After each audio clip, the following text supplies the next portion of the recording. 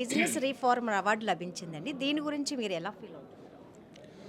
ఇవాళ మన దేశంలో ఎకనామిక్ టైమ్స్ అంటే అది ఒక ప్రతిష్టాత్మకమైన సంస్థ.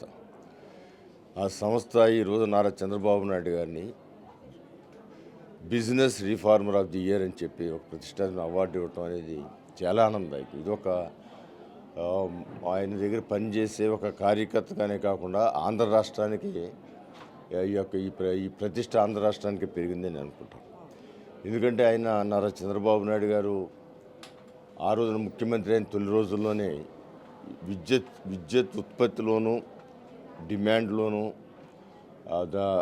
దాని డిస్ట్రిబ్యూషన్లోనూ విప్లవాత్మకమైన సంస్కరణ తీసుకొచ్చి ఆ సంస్కరణ ద్వారా ఒక నాణ్యమైన విద్యుత్ని ఈ రాష్ట్రంలో ఇస్తున్నారంటే అది నారా చంద్రబాబు నాయుడు గారికి సాధ్యమైంది. అయితే ఈ అవార్డు రావడం వల్ల మన ఏపీ బ్రాండ్ ఇమేజ్ పెరుగుతుందంటారా?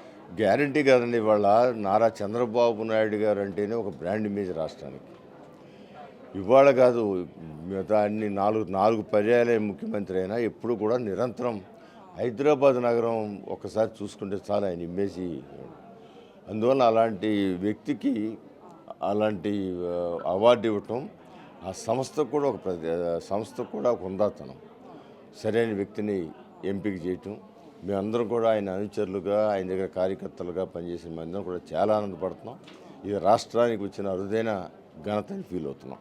అంటే ఈ అవార్డు వల్ల పేదరికం కానీ వలసలు కానీ ఇంకా నిరుద్యోగం కానీ తగ్గుతుందంటారా? అంటే రీఫార్మ్స్ అంటేనే అనేకమైన సంస్కరణలు, మార్పులు.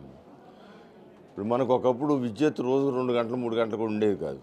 ఇవాళ 24 గంటలు విద్యుత్ ఉంటుంది. దాంట్లో ఎన్ని రీఫార్మ్స్ తీసుకొచ్చి ఆ స్థితికి వచ్చింది. ఇవాళ ఆయన తీసుకొచ్చిన రీఫార్మ్స్ భారతదేశంలో అన్ని రాష్ట్రాలు అవలంబిస్తున్నాయి.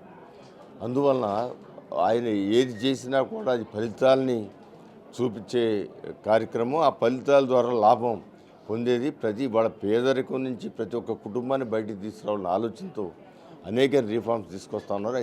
ఖచ్చితంగా సక్సెస్ అవుతారనే ప్రగాఢమైన నమ్మకం మాకుంది. Okay sir.